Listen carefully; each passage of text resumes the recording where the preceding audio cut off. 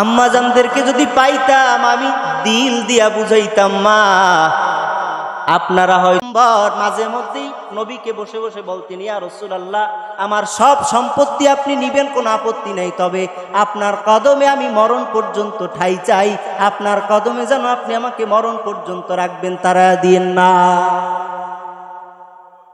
রমজানের 10 রমজান খাদিজাতুল কুবরা রাদিয়াল্লাহু তাআলা আনহা অসুস্থ হয়ে গেছে, বিছানায় শুয়ে আছে, শরীরটা খুব খারাপ।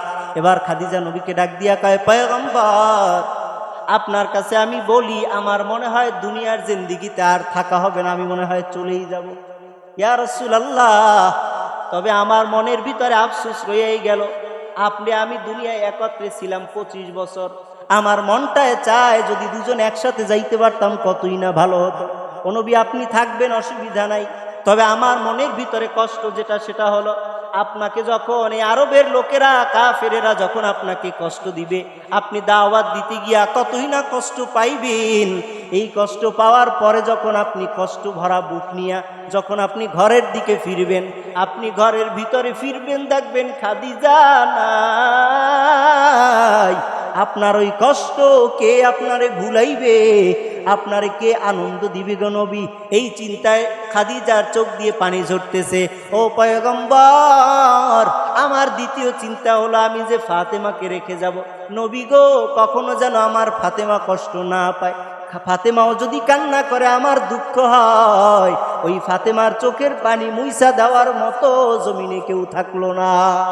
ও নবী গো আপনার কাছে আমার একটা আবদার, আপনি নবী আমি যখন মরে যাব, আপনি যেই পাগড়িটা আপনার মস্তকের ভিতরে আছে, আপনার কাছে অনুরোধ থাকবে গো নবী, ওই পাগড়ি মোবারক দিয়া আমি খাদিজার কাফন দিয়া যাইয়ে। আপনার পাগড়ি যদি আমার কাফন হয়, আমার বিশ্বাস ওই কবরের ভিতরে যাওয়ার পর ওই পাগড়িটা দিয়া যদি আমারে কাফন দিয়া দেন, আমার বিশ্বাস গো নবী কবরের আযাব আমি খাদিজাকে স্পর্শ করবে না। এটা হলো 1 নাম্বার নেককারিনী নারীর গুণ। নেককারিনী নারীকে যখনই তার স্বামী দেখবে, দেখা মাত্রই খুশি হবে। শুধু খুশি হবে বলে না, না, নেককারিনী নারীকে যখন স্বামী কোনো আদেশ করবে, স্বামী আদেশ পালন করতে স্বামীর একটা সেকেন্ডও সময় নেককারিনী নারী নিবে না।